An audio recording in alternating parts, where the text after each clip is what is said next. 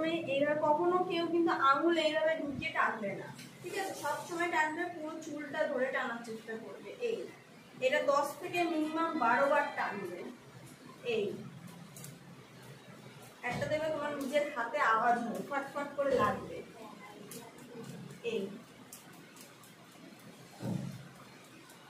হলো, আবার এরকম স্মাচ করবে, ওর এই জায়গায় কিন্তু লাগবে, ওর এখানে ঘাড়ে টাচ হবে। এই করছি, আবার নিয়ে চলে আসছি, আবার এইভাবে পুরোটা।